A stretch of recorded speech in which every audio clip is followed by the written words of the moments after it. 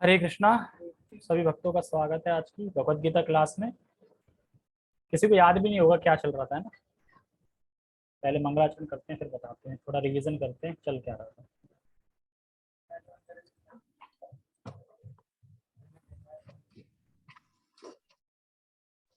करने का तो करता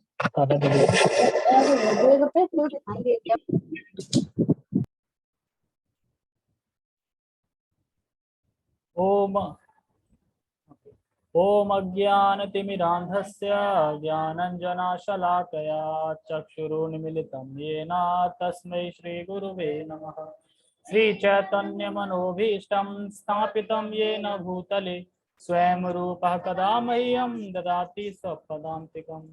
वन्देऽहं श्रीगुरो श्रीयुतापदकमलं श्रीगुरून् वैष्णवांश्च श्रीरूपं साग्रजातं सहगण रघुनाथान्वितं तं सजीवम् साधुवेतं सावधूतं परिजन सहितं कृष्ण चैतन्य देवं श्री राधा कृष्ण पादान सहगण ललिता श्री विशाखान्विशां च हे कृष्ण करुणा सिंधु दीनबंधो जगतपते गोपेश गोपिका कांत राधा कांत नमस्ते।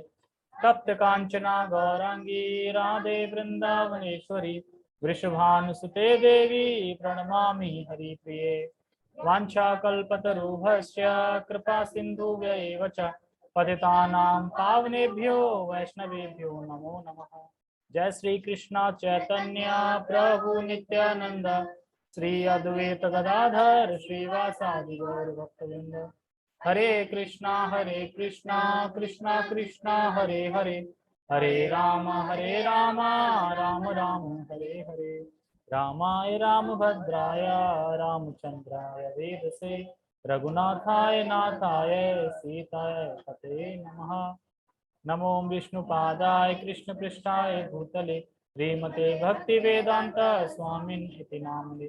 नमस्ते सारस्वते देवे गौरवाणी प्रचारिणे निर्विशेष शून्यवादी पाश्चात्य देशतारिणे। ओके, हरे कृष्णा। प्रदीप प्रभु जी का स्वागत करेंगे। बहुत लॉन्ग टाइम के बाद लौटे हैं, शायद सेकंड चैप्टर चल रहा था है ना, अब 8th चैप्टर आ गया शायद। प्रदीप प्रभु डिफेंड के वो। ओके, हम श्लोक पे चलते हैं। तो श्लोक में रीजन कर देता हूँ। श्लोक में तात्पर्य नहीं पड़ा था।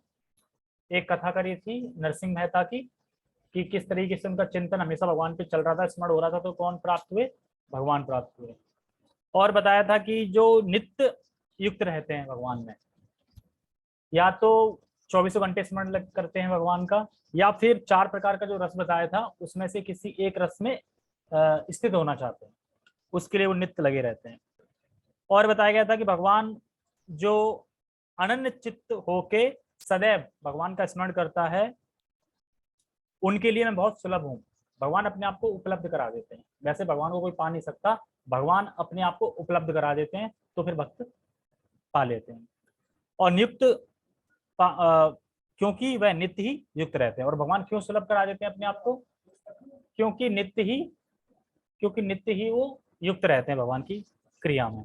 ठीक है, ये सब बताया गया था। और बताया था नरसिंह मेहता की कथा बताई थी। और इसमें इससे पहले जो 3 श्लोक थे उसमें योग मिश्र भक्ति की चर्चा की गई थी कि योग मिश्र भक्ति मतलब जो भक्ति कर रहा है लेकिन योग का मिश्रण है भक्ति में भी, तो वो जाता है, मुक्ति मिल जाती है, बट जो 4 प्रकार का रस है उसे वो प्राप्त नहीं होता। और आज के श्लोक में बताया जा रहा है कि भगवान का शुद्ध भक्त कौन है। 3 तो योग मिश्र भक्त बता दिए, तो शुद्ध भक्त कौन है? तो आज के श्लोक में शुद्ध भक्त की चर्चा है। हम खाली श्लोक उच्चारण करेंगे और टेक्स्ट पढ़ेंगे और सीधा परपट पे जाएंगे। ठीक है, तो पहले श्लोक पढ़ते हैं। अनन्य चेतः सततम यो मां स्मृति नित्यशः तस्याहं सुलभः पार्थ नित्ययुक्तस्य योगिनां। जो अनन्य चेता यानी अनन्य चित्त से सततम यानी हमेशा, यो माम मेरा स्मरण करते हैं, नित्य ही, तस्याहम हे पार्थ उसके लिए मैं सुलभ हूँ। सुलभ मतलब आसानी से पा लेता हूँ। प्राप्य का मतलब होता है कि एक तो वो वस्तु होगी जिसको हम प्राप्त कर नहीं सकते, लेकिन वो वस्तु ही आपके पास आ जाए तो प्राप्त कर ही लोगे ना उसको। तो ऐसे भगवान खुद आ जाते हैं तो प्राप्त हो जाते हैं। तो भगवान क्यों सुलभ है, क्यों सुलभ अपने आप को बना देते हैं उस व्यक्ति के लिए, क्यों? क्योंकि नित्य युक्त से योगिना, वो हमेशा ही नित्य युक्त रहता है मेरे स्मरण में। तो उसकी कथा मैंने बताई थी, उससे समझ सकते हैं। ठीक है, हम टेक्स्ट पढ़ते हैं। हे अर्जुन, जो अनन्य भाव से निरंतर मेरा स्मरण करता है उसके लिए मैं सुलभ हूँ, क्योंकि वह मेरी भक्ति में प्रवृत्त रहता है। मेरी भक्ति में एक चीज और बताई गई थी, मेरी मतलब सिर्फ मेरी और किसी की नहीं।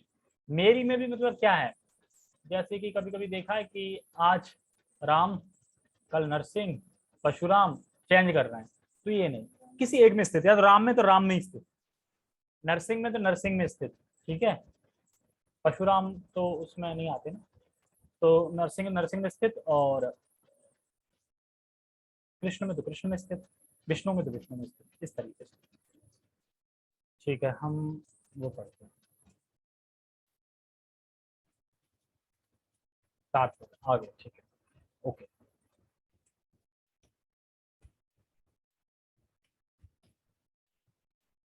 तात्पर्य, इस श्लोक में उन निष्काम भक्तों द्वारा प्राप्तव्य अंतिम गंतव्य का वर्णन है जो भक्ति योग के द्वारा भगवान की सेवा करते हैं।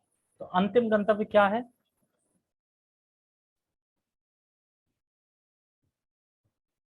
क्या है अंतिम गंतव्य? जो भक्त है, जो भक्ति कर रहा है, स्मरण कर रहा है, तो उसका अंतिम अंतिम गंतव्य क्या होगा? वो कहाँ पहुंचेगा? वैकुंठ की प्राप्ति, गोलोक की प्राप्ति। वैकुंठ की प्राप्ति करके फिर क्या, फिर वहीं बैठ जाएगा? कैसे करेगा? भगवान की सेवा करें।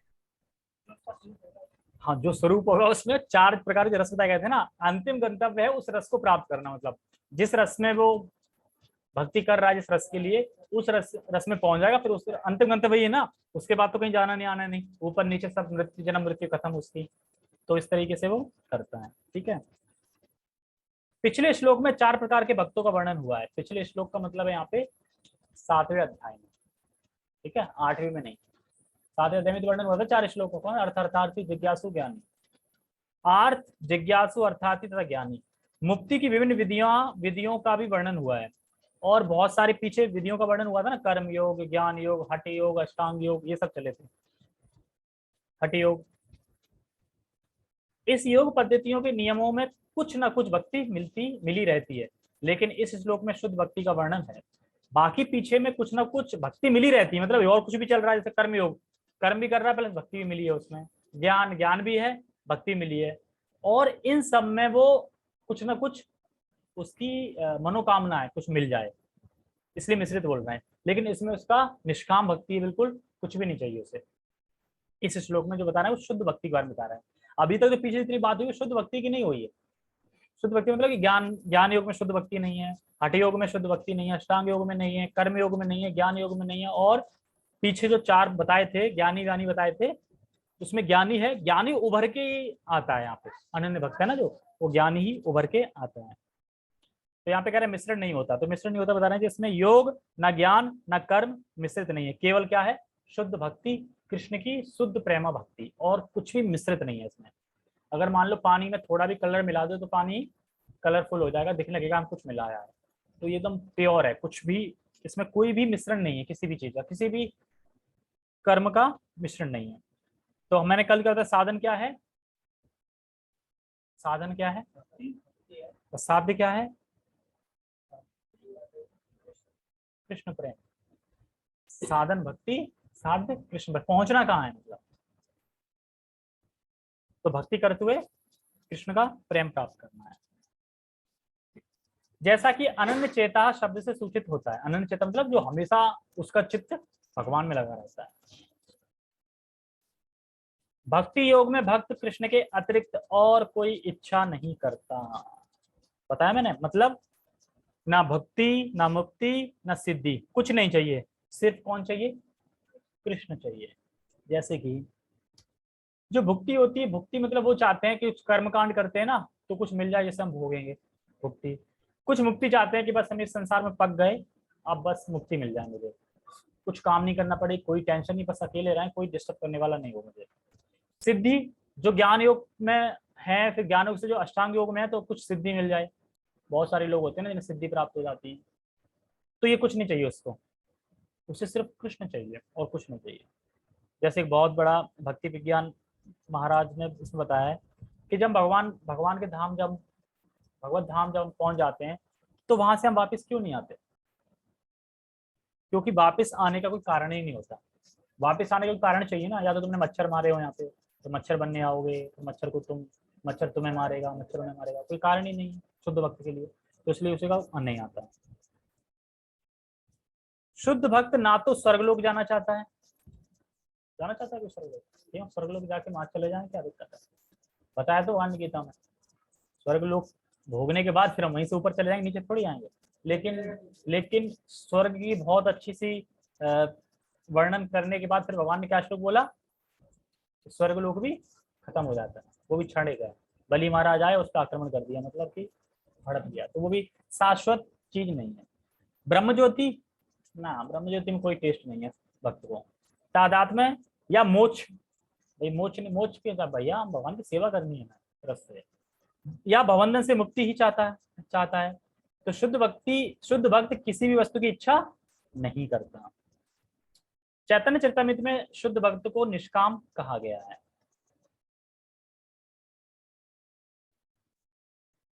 निष्काम कहा गया मतलब उस हाँ, मतलब चैतन्य चरितमृत में जो चैतन्य महाप्रभु हैं वो शुद्ध भक्त को निष्काम बताते हैं। क्यों बताते हैं बताता हूँ। उसे ही पूर्ण शांति का लाभ होता है, उन्हें नहीं जो स्वार्थ में लगे रहते हैं। क्योंकि जो ज्ञानी है, कर्मी है, कुछ ना कुछ स्वार्थ में लगे हैं अपने लिए। लेकिन जो शुद्ध भक्त है उसको चैतन्य चरितमृत में महाप्रभु इसलिए निष्काम भक्त बोलते हैं। तुमने वो श्लोक तो सुना ही होगा, भुक्ति मुक्ति सिद्धि कामी सकल अशांत, कृष्ण भक्त निष्काम अतैव शांत। तो बाकी जो भुक्ति मुक्ति सिद्धि वाले हैं वो हमेशा शांत रहेंगे, हलचल रहेगी उनके अंदर। और जो कृष्ण भक्त है वो निष्काम है, इसलिए शांत है। निष्काम है अतैव शांत, इसलिए निष्काम बता रहे हैं। उसे ही पूर्ण शांति का लाभ प्राप्त होता है, उन्हें नहीं जो स्वार्थ में लगे रहते हैं। पढ़ लिया, ठीक है। एक और जहां ज्ञान योगी, कर्म योगी या हठ योगी का अपना अपना स्वार्थ रहता है, वहीं पूर्ण भक्त में भगवान को प्रसन्न करने के अतिरिक्त अन्य कोई इच्छा नहीं होती। एक बार रिवीजन करते हैं। कर्मयोगी है जो क्या चाहता है? हृदय का शुद्धिकरण, इच्छा है ना, हृदय का शुद्धिकरण। ज्ञान योगी है वो आत्मा का अनुभव चाहता है, आत्मा का अनुभव में लगा है। और जो हठ योगी, अष्टांग योगी है, ये आत्मा परमात्मा का अनुभव चाहता है, आत्मा परमात्मा अनुभव, और या सिद्धि भी। तो कुछ ना कुछ आशा है ना, कुछ ना कुछ लगे है, मतलब कुछ ना कुछ है। लेकिन भगवान को प्रसन्न करना चाहता, और जो ये है वो भगवान को प्रसन्न करना चाहता है। जब तक इस जगत में रखना है रखो, बस मैं आपको प्रसन्न करना चाहता हूँ। याद रखो कि कोई भी भक्त इस दुनिया में नहीं रहना चाहता, इस जगत में। वो सिर्फ भगवान की इच्छा अनुसार आता है यहाँ पे और भगवान को प्रसन्नता के लिए कार्य करता है, भगवान के सुख के लिए कार्य करता है। बस ऐसा नहीं है कि कोई भक्त आना चाह रहा हो, अब पता नहीं दिखा लिया मैं, कौन आना चाहिए भक्त नहीं, पर वो भगवान की आज्ञा अनुसार भगवान के उससे आते हैं और प्रचार करते हैं। ज्यादा शीला प्रभुपाद जी हैं, पार्षद हैं, तो अब वो क्यों आए? भक्ति का प्रचार करने आए। ऐसा थोड़ी कि जानबूझ के, मतलब खुशी हो रही थी हमें धरती पे जाना है, धरती पे जाना, भेजो भेजो। भक्त कोई इच्छा नहीं करता है संसार में रहने की। तो ये बता रहे हैं कि इस जगत में नहीं रहना चाहता भक्त। यदि कृष्ण की इच्छा है तो भक्ति करने में जन्म मिल जाए और फिर मैं भक्ति का प्रचार करूं। तो इसलिए बस आते हैं, इच्छा कोई नहीं रहती। अतः भगवान कहते हैं कि जो एकनिष्ठ भाव से उनकी भक्ति में लगा रहता है उसे वे सरलता से प्राप्त। एकनिष्ठ क्या मतलब है? एकनिष्ठ भक्ति का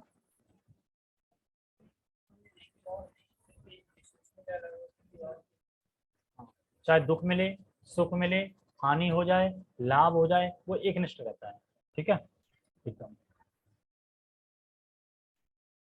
शुद्ध भक्त सदैव कृष्ण के विभिन्न रूपों में से किसी एक की भक्ति में लगा रहता है। आगे ना, विभिन्न रूप कौन कौन से हैं? राम, नरसिंह और कृष्ण।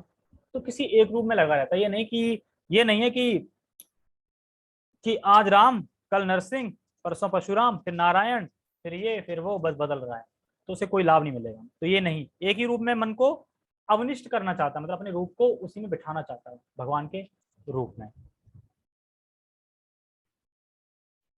कृष्ण के अनेक श्वास तथा अवतार हैं, यथा राम तथा नरसिंह, जिनमें से भक्त किसी एक रूप को चुनकर उसकी प्रेम भक्ति में मन को स्थित कर सकता है। तो हमें चाहिए कि हम अगर राम में ज्यादा जिज्ञासा है तो राम में कर सकते हैं, कृष्ण अब तो कृष्ण में ही होगी, जब से सुना है कृष्ण सर्व आकर्षक करता है कृष्णा। और कृष्ण को आकर्षण करने वाली राधा रानी कौन पड़ा हुआ? जैसे कि कृष्ण इतने आकर्षित हैं कि एक बार जो क्या नाम है उनका, कामदेव, हराने गए थे भगवान को, बड़ा घमंड हो गया था, अरे मैं किसी को भी टपका सकता हूँ, ब्रह्मा नहीं बचे, शिव नहीं बचे, ब्रह्मा को भी मैंने काम जगा ही दिया था उनमें, और शिव को तो जगा ही देता हूँ कभी भी, कोई है? तो फिर वो कहते हैं, नारद कहते हैं, वो नीचे देखो, नीचे वो देख रहा है गोपियों के संग है, वो तो पहले से ही है, उसे क्या करना है ना, वो तो पहले से ही चित्त लग रहा है, उसे एक तीर दूंगा खत्म, खेल हो जाएगा। और बताते हैं कि वो तीर कुंडली में निकालते हैं, खत्म हो गया, और देख तो वहीं से गिर पड़ते हैं नीचे। कामदेव इतने सुंदर है भगवान, इतने आकर्षक है, और उनको भी आकर्षित करने वाली श्रीमती राधा रानी। ठीक है, फिर करते हैं, ऐसे भक्त को उन अनेक समस्याओं को सामना नहीं करना पड़ता जो अन्य योग के अभ्यासकर्ताओं को झेलनी पड़ती हैं। तो भक्त को ये झमेला नहीं करना पड़ता, कर्म योग, ज्ञान योग, अष्टांग योग, ये सब झमेला नहीं चाहिए। क्या करता है वो? झमेला नहीं है, सिर्फ कृष्ण का शुद्ध भक्त है वो, बस। दुनिया भर के झमेले हैं ना इसमें, कर्म योग, ज्ञान योग में। तो कोई कहे, अरे हम तो टेम्पल जाते हैं, विग्रह के दर्शन करते हैं, उसमें गौर निताई भी हैं, श्री श्री सीताराम लक्ष्मण भी हैं, कृष्ण भी हैं, फिर तो क्या करें, है ना? कभी इसके भी करते हैं, उसके करते हैं, हम तो सबके करते हैं ना। अच्छा, सबके तो करते हैं, तो क्या तुम्हारे मन में कोई एक रूप स्थित है? सबके तो करते हैं दर्शन, पर मन में रूप किसका स्थित है? कृष्ण का ही है ना। और वैसे गौर निताई में और कृष्ण में फर्क नहीं है, क्योंकि वो स्वयं कृष्ण है। गौर निताई स्वयं बलराम है, बलराम इधर लक्ष्मण है, कृष्ण अगर राम है, तो उसमें कोई भेद नहीं, ठीक है, तो प्रणाम कर सकते हैं। तो इसी पे प्रभु जी बता रहे थे कि जो भक्त होते हैं ना, तो गौर निताई जो सल्टर है ना, अल्टर, ये बड़ा मतलब कृपामय है, मतलब तो ज्यादातर भक्त उनके सामने खड़े होते हैं। कुछ अगर दिक्कत है ना, कुछ मतलब कोई भी इमीडिएटली प्रॉब्लम है, तो कृष्ण बलराम के सामने जाओ। और अगर तुमको मतलब पूर्ण आशीर्वाद, पूर्ण कृपा वैसी चाहिए, तो गौर निताई। और राधा कृष्ण पे तो बस प्रणाम ही कर लो, बस। हमारी कोई हैसियत नहीं है, कोई योग्यता नहीं है उनके सामने कुछ मांगने की, बोलने की, तो सुप्रीम लॉर्ड है ना। लेकिन जो गौर निताई है, वो देखा ना अपने महावदन्ना है, तो इसलिए उनके सामने खड़े हो सकते हैं, मांग सकते हैं, बता सकते हैं, कृष्ण बलराम के सामने भी। लेकिन राधा के संग जब कृष्ण खड़े हैं, तो वहां तो बस कह रहे प्रणाम कर लो, बस। कुछ अब क्या बोल सकते हैं उनसे, है ना? तो इसलिए इन दो रूपों में ज्यादा देखा ना कि गौर निताई में लोग ज्यादा आकर्षित होते हैं, और हैं वैसे तीनों एक ही, कोई फर्क नहीं है उसमें, कृपालु रहते हैं। देखो आएगा इसमें आगे। भक्ति योग अत्यंत भक्ति योग अत्यंत सरल, शुद्ध तथा सुगम है। इसका शुभारंभ देवी के दुर्गा के मंत्र से किया जाता है ना? इसका शुभारंभ हरे कृष्ण जब से किया जा सकता है। तो बोलते हैं हरे कृष्णा कृष्णा कृष्णा हरे हरे, हरे राम राम राम हरे हरे। अच्छा, फिर क्या होता है? भगवान सबों पर कृपालु हैं, किंतु जैसा कि पहले कहा जा चुका है, जो अनन्य भाव से उनकी सेवा करते हैं, वे उनके ऊपर विशेष कृपालु रहते हैं। देखो इसको कैसे समझ सकते हैं। एक बार प्रभु बता रहे थे, गौशाला में सब्जी खत्म हो गई थी, तो उन्हें पता चला कि गोकुल में कुछ भक्त आए थे, कुछ आए थे, तो वो चले गए। मतलब भक्त आए थे कि वो छोटे बच्चे को क्या बोलते हैं, क्या बोलेंगे, छोटे भक्तों को क्या बोलेंगे? शिष्य नहीं, जूनियर भक्त भी नहीं, क्या बोलते हैं तो जो वहाँ पे गोकुल में मतलब भक्त आए थे, तो वो चले गए थे, मतलब तो उनकी सब्जी बहुत बची थी। तो कह रहे सब्जी खत्म होगी, सब्जी तो वहां से आ रही, वहां भक्त आए थे, उनके लिए बनी, तो वो भक्त चले गए, तो काफी बची है। तो भक्तों को जब सब्जी की जरूरत थी, भक्त जब भूखे थे, तो भगवान ने व्यवस्था कर दी। इतने कृपालु होते हैं। तो यही यहाँ पे बता रहे हैं कि भगवान अपने भक्तों पे अधिक कृपालु रहते हैं, वो व्यवस्था कर देते हैं। कोई भी चीज की कमी पड़ती है भक्तों को, तो व्यवस्था कर। जैसे एक बार क्या होता कि प्रभुपाद जी के उसमें भक्त कुछ थे, डिवोटी थे, तो एक ऐसी मतलब अल्टर मतलब लेके रूम लेके, मतलब वहाँ पे मतलब टेम्पल लेके किराए पे, मतलब टेम्पल चल रहा था जो भी था, तो उसका हर महीने किराया देना पड़ता था। तो किराया कुछ अब राउंड फिगर मुझे याद नहीं कि 8,000 कितना था, 7,500 था, कितना था महीने का। तो वो प्रभुपाद जी को लेटर लिखते हैं कि प्रभुपाद जी क्या करें, मतलब क्या करें, मतलब यहाँ पे तो आ नहीं रहा कुछ, डोनेशन आ नहीं रहा है, और वो किराया देना है, कैसे दें। वो कहते हैं डोंट वरी, चैंट हरे, बस चैंट हरे कृष्ण कीर्तन करो।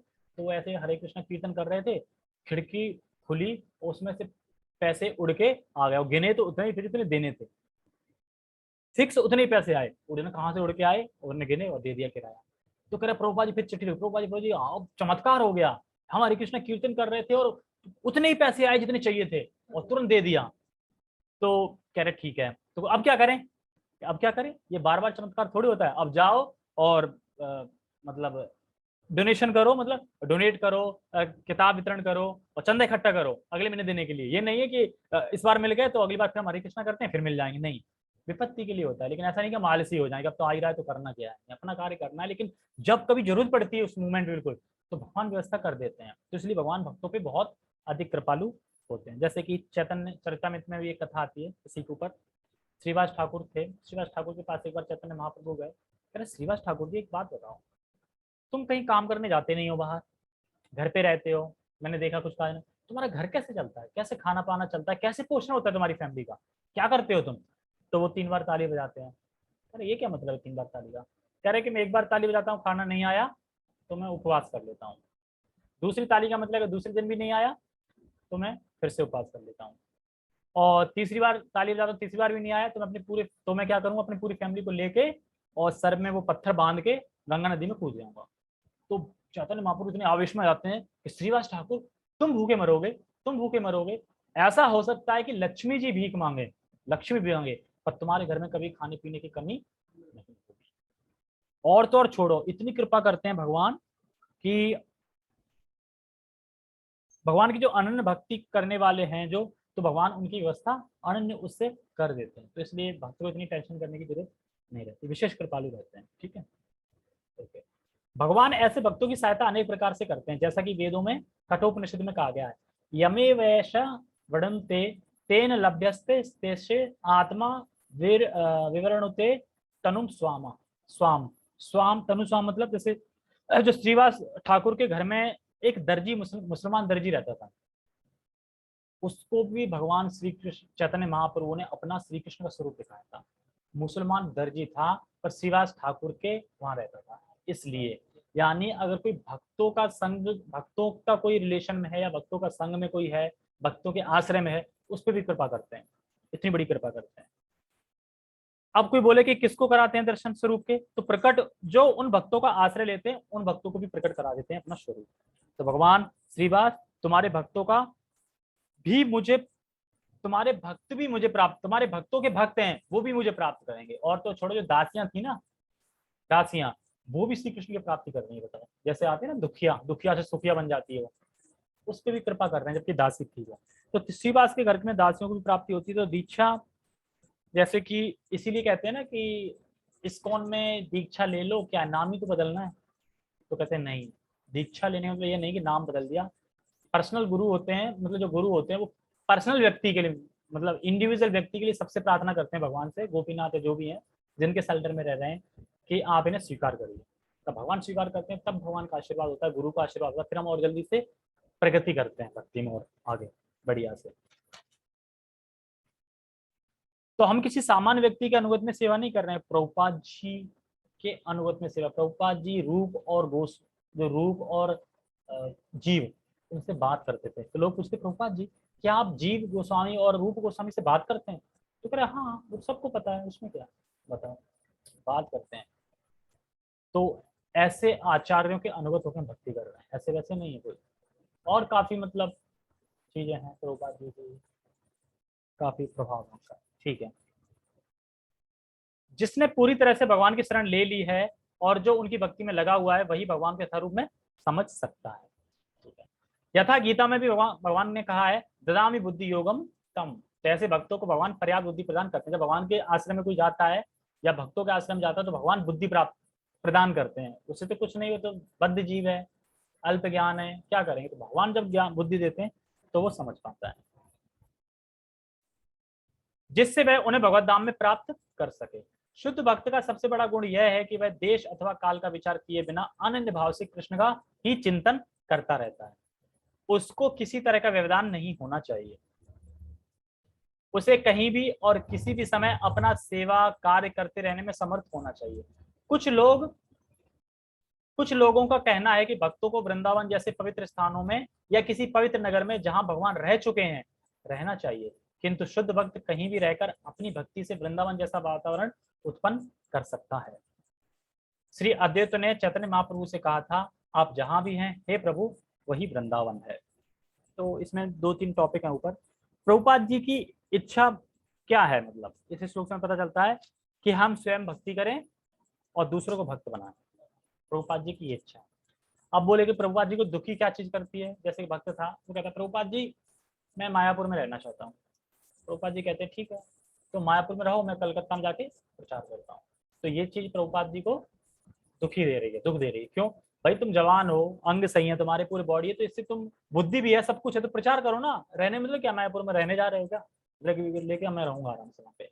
प्रचार करो ना, भ्रमण करो, प्रचार करो। तो ये करना चाहिए, जब तक शरीर में जान है तब तक प्रचार करना चाहिए। और यहाँ पे बोल रहे हैं कि हे प्रभु वही वृंदावन है। तो ये तो सबको पता ही होगा कि एक बार जब महाप्रभु संन्यास लेने के बाद जब आ रहे थे, जब महाप्रभु संन्यास ले लेते हैं और उसके बाद जब वो जा रहे थे, तो नित्यानंद प्रभु कहते हैं साथियों से, देखो जब भी महाप्रभु पूछे ना वृंदावन किधर है, तो उल्टा रास्ता बता देना कि शांतिपुर की तरफ बता देना, उल्टे चले जाए। वृंदावन में आएंगे तो आवेश में आ जाएंगे, परे रहेंगे, तो इसलिए उनका उल्टे इधर चले जाए। तो उसका नित्यानंद प्रभु जा रहे होते हैं, तो नित्यानंद कहते हैं देखो जहां पूछे वृंदावन का रास्ता तो शांतिपुर का रास्ता बता देना। तो फिर उसके बाद वो जब जाते हैं तो वहां पे नदी मिलती है जो कि जमुना के ही समान है, क्योंकि प्रयाग में बताते हैं जो नदी मिश्रण होता है ना, तो वहां पे जमुना वहां से बहती है। हाँ, तो वहां पे वो फिर एक सेकंड, ठीक है। तो वहां पे फिर महाप्रभु जब नहाने का वो सोचते हैं, तो जैसे ही वो नहाने से पहले देखते हैं कि चैतन्य महाप्रभु चले आ रहे हैं, तो चैतन्य महाप्रभु कहते हैं अरे नित्यानंद, नहीं सॉरी, नित्यानंद प्रभु आते हैं कि नित्यानंद प्रभु तुम भी वृंदावन आ गए? तो कह रहे हाँ मैं वृंदावन आ गया, और देखो ये जमुना, अच्छा ये जमुना है, ठीक है। और नहाने लगे उसमें। अब नहा रहे तो उस टाइम पे जो महाप्रभु थे तो एक ही वस्त्र रखते थे, तो उसके बाद अद्वैताचार्य चले आ रहे कपड़ा लेके उनके लिए नहाने के लिए। तो अरे अद्वैताचार्य तुम भी वृंदावन आ गए? कि हाँ प्रभु जहाँ आप हैं वही वृंदावन है। तो उसके बाद समझ जाते हैं वो कि मैं एक्चुअली शांतिपुर में हूँ। तो कहते अरे ये नित्यानंद, इसने मुझे धोखा दिया है, चीटर दिया है। तो कहते धोखा कहाँ दिया है, जहाँ आप हैं वही तो वृंदावन है, और जिसमें हम नहा जमुना ही तो है, प्रयाग से जमुना इधर बहती है, तो ये वही तो बह रही है। तो यहाँ पे मतलब बताने का मतलब यह है कि जहाँ महाप्रभु है, जहाँ कृष्ण के भक्त हैं, जहाँ संकीर्तन है, वो वृंदावन है, वो वृंदावन है, ठीक है, दूसरा नहीं, ठीक है। जैसा कि सततम तथा नित्यशः शब्दों से सूचित होता है, शुद्ध भक्त निरंतर कृष्ण का ही स्मरण करता है और उन्हीं का ध्यान करता है। तो जैसे हमारा कोई दुश्मन हो तो क्या हम उसका ध्यान करते हैं दुश्मन का, कैसे मारूं, कैसे इसका बुरा हो जाए, कैसे इसमें कीड़े पड़ जाएं, मतलब ये ध्यान करता रहता है कैसे इसको सबक सिखाऊं। दुश्मन है ना तो उस पर ध्यान चलता रहता है। तो ऐसे हमें कृष्ण पे ध्यान करना है कि हमेशा ध्यान चलता रहता है। जिसका एक बता रहे थे कि एक स्त्री थी, तो उसका लड़का था, शादीशुदा था, तो घर छोड़ चला गया। तो प्रभु जी के पास आई, मुझे मेरा लड़का वापस लौटा दो, मुझे मेरा लड़का चाहिए। तो कह लड़के को छोड़ो, अब आपकी भी उम्र हो रही है, अपनी मुक्ति के बारे में सोचो। तो क्या कहती है, मुझे मुक्ति नहीं चाहिए, मुझे लड़का चाहिए मेरा। तो उसी तरीके से हमें क्या बोलना है, मुझे मुक्ति नहीं चाहिए, मुझे कृष्ण चाहिए, ठीक है। तो आजकल मुक्ति किसी नहीं चाहिए, लड़का चाहिए होता। तो ऐसे ही हमें क्या चाहिए, हमारा कौन सा लड़का है, कृष्ण। हमें हमारा कृष्ण चाहिए, हमें मुक्ति नहीं चाहिए। क्योंकि जब भौतिक संसार में वो मुक्ति को ठुकरा रही है लड़के के लिए, तो हम मुक्ति को नहीं ठुकरा सकते कृष्ण के लिए, है ना, सोचना चाहिए। तो ये शुद्ध भक्त के गुण हैं जिनके लिए भगवान सहज सुलभ है। और जब शुद्ध भक्त अनन्य भाव से भगवान की सेवा में लगा रहता है, तो भगवान अपने आप को प्रकट करा देते हैं, अपने आप को प्राप्त बना देते हैं, अपने आप को सुलभ करा देते हैं उसके लिए, ठीक है। गीता समस्त योग पद्धतियों में से भक्ति योग की ही संतुष्टि करती है। तो गीता में सारे योग बताए ना, कर्म योग, ज्ञान योग, अष्टांग, लेकिन संतुष्टि किसकी कर रही है, भक्ति योग की कर रही है। सामान्यतः भक्ति योग योगी 5 प्रकार से भक्ति में लगे रहते हैं। नंबर 1 शांत भक्त, जो उदासीन रहकर भक्ति में युक्त रहते हैं। दास्य भक्त जो दास के रूप में भक्ति में युक्त रहते हैं, साख्य भक्त जो सखा रूप में भक्ति में युक्त होते हैं, और वात्सल्य भक्त जो माता पिता की भांति भक्ति में युक्त होते हैं, तथा माधुर्य भक्त, सबसे लास्ट में माधुर्य आता है, इसके ऊपर नहीं कुछ, जो परमेश्वर के साथ दाम्पत्य प्रेमी की भांति भक्ति में युक्त होते हैं। तो क्योंकि भक्त भगवान से इस प्रकार का संबंध चाहता है, इसलिए भगवान ये 4 प्रकार के रस से उसका आदान प्रदान करते हैं, 5 रसों का आदान प्रदान करते हैं। कोई शांत रस चाहता है तो शांत रस का आदान प्रदान करें भगवान, दास से तो दास से, जैसा भक्त चाहेगा वैसा, भगवान के पास तो सारे रस हैं, लेकिन जैसा वो चाहेगा वैसे प्रदान करते हैं। शुद्ध भक्त उनमें से किसी में भी परमेश्वर की प्रेम भक्ति में युक्त होता है और उन्हें कभी नहीं भूल पाता, जिससे भगवान उसे सरलता से प्राप्त हो जाते हैं। जिस प्रकार शुद्ध भक्त क्षण भर के लिए भी भगवान को नहीं भूलता, उसी प्रकार भगवान भी अपने शुद्ध भक्त को क्षण भर के लिए भी नहीं भूलते हैं। भगवान क्षण भर के लिए भी नहीं भूलते हैं। जिस तरह अगर हम नहीं भूल रहे हैं तो भगवान भी नहीं भूला। कोई बोले अच्छा हम अगर किसी एक को याद कर रहे हैं तो हम दूसरे को याद नहीं कर सकते ना उस टाइम पे। तो भगवान मान लो मेरा स्मरण कर रहे हैं मुझे, तो और कोई भी तो भक्त होगा ना भगवान का, वो भी कर रहा होगा, तो भगवान उसे कैसे कर रहे होंगे? अगर कोई ये सोचे तो क्या है, भगवान अनंत है तो उनके मन भी अनंत है, उनकी बुद्धि भी अनंत है, सब कुछ अनंत है उनका। तो अगर वो भगवान एक किसी को स्मरण कर रहे हैं तो भगवान बैलेंस में भी उतने ही मतलब स्मरण करने में पर्याप्त है, मतलब उसके लिए पर्याप्त है। तो सबको बराबर कर सकते हैं, ऐसा नहीं है कि इसको ज्यादा स्मरण कर रहे हैं उसको कम स्मरण कर रहे हैं, पूरा पर्याप्त है। मतलब जैसे एक में से एक निकाला तो एक ही बचा, अब उसमें से एक निकाला फिर भी एक ही बचा, तो ऐसे भगवान सबके लिए बचे हैं। फिर भी कुछ लोग कहते हैं कि अरे ऐसा नहीं सोचना चाहिए कि शुद्ध भक्त स्मरण कर रहे हैं तो मैं करूंगा तो मुझे क्या देखने वाले, मान लो हमसे ऊंचे ऊंचे शुद्ध भक्त हैं, अब वो स्मरण कर रहा है मैं करूंगा तो मुझे क्या देखेंगे भगवान, क्या स्मरण देखेंगे मुझे? तो कह रहे नहीं, बहुत महान भक्त हैं, पर हम अगर थोड़ी भी सेवा करते हैं तो भगवान को बहुत आनंद आता है। और हर भक्त का प्रेम भगवान को विशिष्ट रूप से आस्वादन देता है, रसास्वादन करता है। जैसे कि मान लो कि हर किसी में अलग अलग क्वालिटी है और वो क्वालिटी वही भक्त दे सकता है, भगवान कोई दूसरा भक्त नहीं दे सकता। तो इसलिए भगवान सबको देखते हैं। जैसे कि सुदामा चावल खाने में कितना आनंद आ रहा था, विदुर के घर बार बार विदुर के घर जाते थे।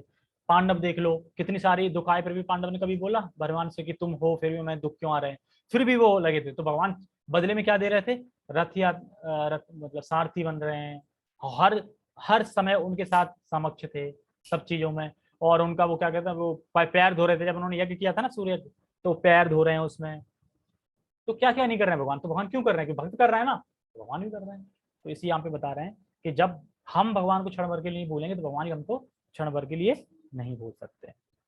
तो बहुत से उदाहरण है विदुर सुदामा का। ठीक है, अच्छा फिर उसके बाद हरे कृष्णा कृष्णा कृष्णा हरे हरे, हरे राम राम राम हरे हरे। इस महामंत्र के कीर्तन की कृष्ण भावना भावित विधि का यही सबसे बड़ा आशीर्वाद है। सबसे बड़ा आशीर्वाद क्या है हरे कृष्ण महामंत्र का? सबसे बड़ा आशीर्वाद यह है कि भगवान से जो हमारा नित्य संबंध है उसको ये हरे कृष्ण मंत्र जागृत कर देता है। हमारा नित्य संबंध है इसलिए हम भूले हुए हैं। ऐसा नहीं है कि हमारे अंदर भक्ति कहीं से आई गई या हमारे अंदर सद्गुण कहीं से आएंगे, ऑलरेडी है, सारा कुछ है, हर किसी के अंदर है, लेकिन वो खोया हुआ है, भूला हुआ है। ये जैसे प्रकट होता जाएगा समझ में आता जाएगा। ऐसा नहीं कि कहीं से आएगा होगा, नहीं, सब कुछ अंदर ही है। मतलब सारा कुछ भाव प्रेम भाव सब अंदर ही है, लेकिन वो प्रकट होने की देर है बस। इसलिए केवल हरे कृष्ण मंत्र करना चाहिए, ठीक है, ताकि प्रेम संबंध जागृत हो जाए। तो हरे कृष्ण मंत्र किस लिए करना चाहिए हमें? जो हमारा क्या बोलते हैं, नहीं, जो हमारा लीडर है वो हमें डांटे ना, साधना रिपोर्ट हम अपनी मर्जी से भेज दें, ये सब हरे कृष्ण मंत्र से मिल जाता है। ये हो जाए हरे कृष्ण मंत्र करने से, है ना? क्यों? ठीक है ना, कोई डांटने वाला ना हो, भक्ति ऐसे क्यों कर रहे वैसे कर रहे, और साधना कार्ड 16 माला हो लिखे दो यार, कौन देख रहा है ना? हेयरिंग लिख दो, रीडिंग लिख दो, नहीं, हरे कृष्ण मंत्र में करना है सिर्फ अपना कृष्ण से जो भी हमारा संबंध है, नित्य संबंध है, वो जागृत करने के लिए कार्य। ठीक है, ओके। तो हरे कृष्णा। जगत गुरु शील प्रभुपाद की जय, श्रीमद् भगवद गीता की जय, निताय निताय गौर प्रेमानंदे, हरि हरि बोल।